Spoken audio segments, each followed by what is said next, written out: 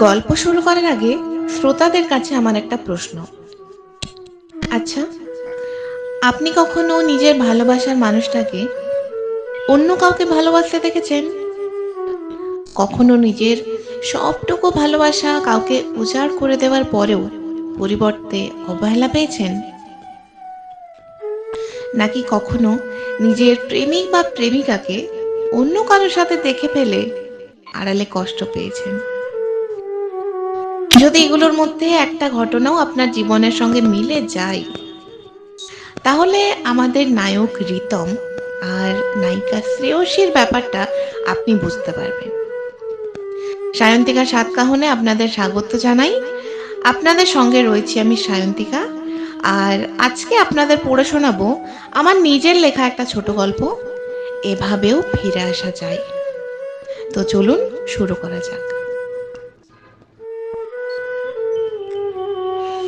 সকাল থেকেই মনটা ভালো নেই শ্রেয়সীর। কাল রিতমের ব্যবহারে খুব কষ্ট পেয়েছে সে।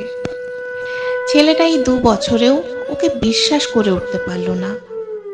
সবই ওর পোড়া কপালের দোষ। নিজের ভাগ্যকে দোষারোপ করতে থাকে শ্রেয়সী। রিতম আর শ্রেয়সী দুজনই কলেজের 3rd ইয়ারে পড়ে। ওদের প্রেমটা শুরু হয়েছিল কলেজের 1st ইয়ারে। তারপর থেকে দুজন দুজনকে ছেড়ে একদমই থাকতে পারে না। কিন্তু কাল রিতমের ওই রকম ব্যবহারে সত্যি ভীষণ কষ্ট পেয়েছে সে। শরীরটাও ভালো নেই সকাল থেকে, তাই আজ আর কলেজে যায়নি ও। আর তাছাড়া রিতমের মুখোমুখি হতে তো একদমই ইচ্ছে করছে না। যাক, বাড়িতে থেকে অন্তত একটু শান্তি তো পাওয়া যাবে। ফোনটা হাতে নেই শ্রেয়সী। ভেবেছিল রিতম একবার হলে ওর খোঁজ নেবে, কালকের ব্যবহারের জন্য ক্ষমা চাইবে। কিন্তু না, কোথায় কি, রিতম তো ওকে বিশ্বাসই করে না। আচ্ছা, ও এটা ভাবতে পারলো কি করে যে ওকে ছাড়াও শ্রেয়সী অন্য কাউকে ভালোবাসতে পারে? উফ, মাথাটা ভীষণ ব্যথা করছে। ফোনটা রেখে শুয়ে পড়ল শ্রেয়সী। শুয়ে শুয়ে নানান কথা ভাবতে থাকে। রিতমের সাথে ওর প্রথম দেখা, প্রথম ওর মুখে ভালোবাসা প্রকাশের সেই মুহূর্ত, সারা জীবন পাশে থাকার প্রতিশ্রুতি, আর তারপর কালকের সেই ঘটনাটা। ব্যাপারটা তেমন কিছুই না। আসলে ওদের কলেজেরই একটা ছেলে শ্রেয়সীকে পছন্দ করে। কাল ও তার সাথেই কথা বলছিল। কালই ও ছেলেটাকে জানিয়ে দিয়েছে যে রিতম ছাড়া ও অন্য কোনো ছেলের কথা ভাবতেও পারে না। কিন্তু বিপদটা ঘটলো এখানেই। শ্রেয়সী জানতো না রিতম ওদের আড়াল থেকে দেখছে। রিতম একটু হলেও বোঝে যে ওই ছেলেটা শ্রেয়সীকে পছন্দ করে। ব্যাস, ও ভেবে ফেললো শ্রেয়সী ওকে চিট করছে। তারপর ওদের মধ্যে খুব ঝগড়া ঝামেলা হয়। আর ভাবতে পারে না শ্রেয়সী, কান্নায় ভেঙে পড়ে এবার। কাঁদতে কাঁদতে কখন ঘুমিয়ে পড়েছিল বুঝতে পারিনি। হঠাৎই ফোনের আওয়াজ শুনে চমকে ওঠে ও। ফোন করছে রিতম। ফোনটা ধরে চুপ করে থাকে ও। রিতমই প্রথম কথা শুরু করে।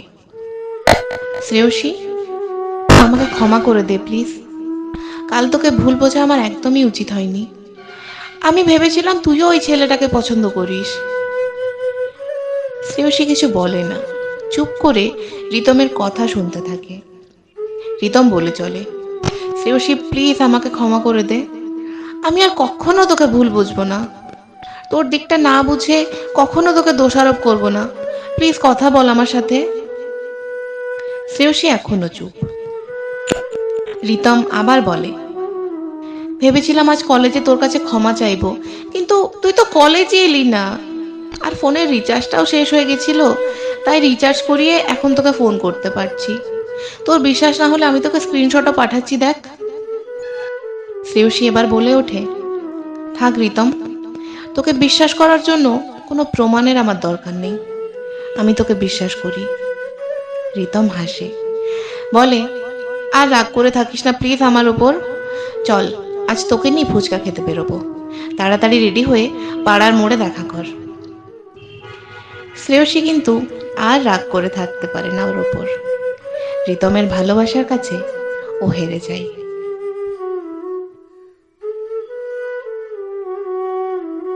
আসলে নিজের ভালোবাসার মানুষটাকে অন্য কারোর সাথে ভালো থাকতে দেখার কষ্টই আলাদা।